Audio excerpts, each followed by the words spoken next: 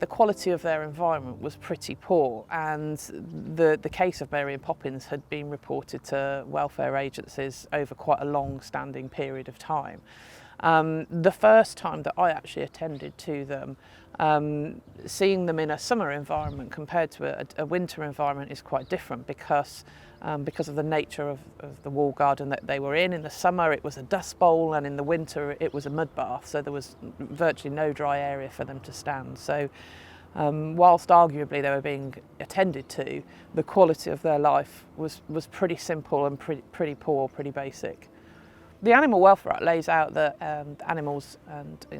in that incorporated is equines, that they should have access to the 5 freedoms, and so included in those 5 freedoms are things such as freedom from hunger and thirst, so that would involve somebody attending to them and managing their nutritional needs, access to a clean, dry area, freedom from pain and discomfort, so that might be things like if you had an ailment with the horse or pony, then the law says you need to treat that and respond appropriately to it, as well as having opportunity to express their normal behaviour, so that's the normal behaviour of that animal. And so arguably for these 2 ponies, for Mary and Poppins, my feelings were that they didn't have that opportunity to behave like a normal horse. What we've seen over the short period of time since I've been dealing with them is that actually their weight was increasing. Most likely that's because they didn't have the opportunity to be able to exercise normally, in terms of walking around a larger paddock. The area that they were in was pretty small, and again, because there's no grazing there, they weren't behaving in their normal way of mooching around a field and hunting out the food that they want to eat. We were made aware that the community were incredibly concerned about these 2 ponies, and rightly so. So, as is always the case when we respond to calls from the member of public, we will always try and endeavour to build a relationship with the owner of those horses, to talk about what's wrong and to see what can be done to put that situation right. At the end of the day, hopefully with us all having the same interest, which is the welfare of the ponies. And by and large, we're very successful at building those relationships and making those improvements. But occasionally, from time to time, we come across a horse owner who really doesn't want that. And unfortunately, in this situation, the owner of Mary and Poppins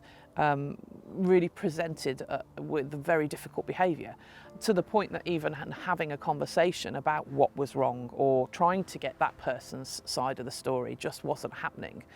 I can probably say that I've worked in welfare for 16 years, and at no point in those 16 years have I had somebody, as an owner of horses that I'm wanting to communicate with, have them turn around and simply refuse to speak or refuse to communicate. And so really that gives you very little room for movement as to where you go next with trying to help that person.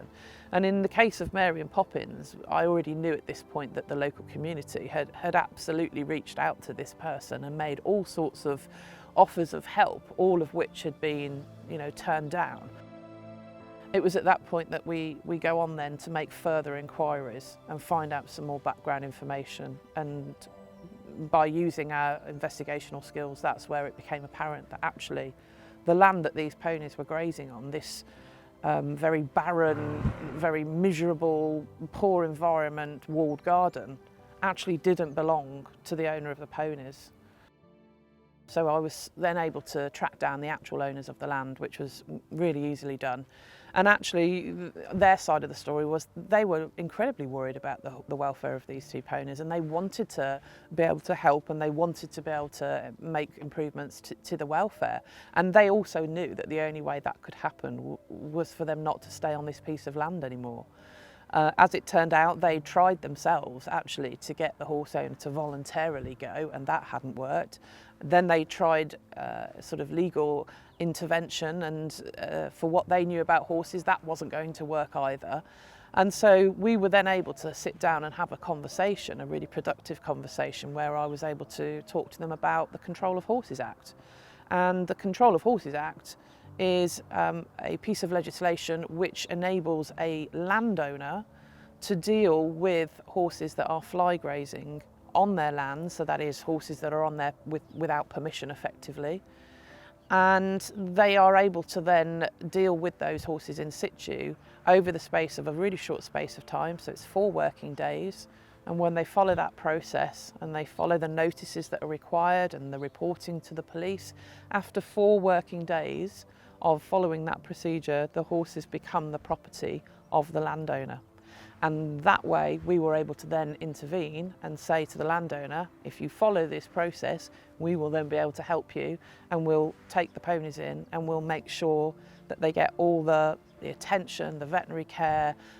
all the rehabilitation, all the love and all the care that they're going to need going forward,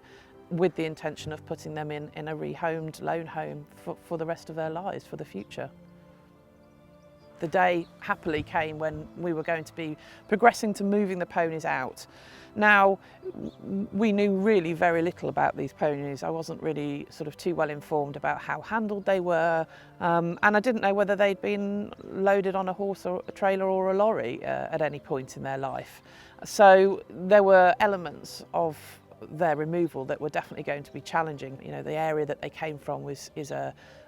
sort of old terraced house Victorian area, which is quite narrow and narrow streets with footpaths and trails that run behind the houses. So it was for sure going to be a challenge to remove them. Happily, they were very food orientated, which is always a help, and safely we were able to actually use some of the natural facilities such as the long footpath and be able to run the horses very quietly down to the lorry, the horse trailer that was waiting at the bottom for them. So happily it went without any problems, and that's thanks to some forward planning and actually the help of like I say, the local organisations that came to help, but also the local community actually who were really helpful also. So when I look now at the environment at Glendespooner Farm, the stable yard that they're in now, it's just incredible to think what they've come from. You know, that really barren environment where there were so many of their needs that weren't being met. To see them come from that to Glendespooner Farm, the day that they went out onto the grass for the very first time was just incredible to see. And really something that I wanted to share with everyone so that they could understand, actually, it's just the best part of my job to watch them go from that barren environment that they were in to the stable yard here at Glendespooner, where they have every luxury that they could possibly want and every facility that's available to them to give them, you know, just the best chance of actually finally being placed into a loving home where all their needs are going to be met for the rest of their life. World Horse Welfare runs purely on charitable donations from the members of public, which we are extremely grateful for. You can see the difference that those donations make to horses like Mary and Poppins, and without them we just wouldn't be able to offer horses the future that they've now got with us at World Horse Welfare. We're so pleased to be able to offer ponies like Mary and Poppins the opportunity to have a normal, happy, healthy life. If you'd like to contribute to that, please consider sponsoring a stable here at World Horse Welfare.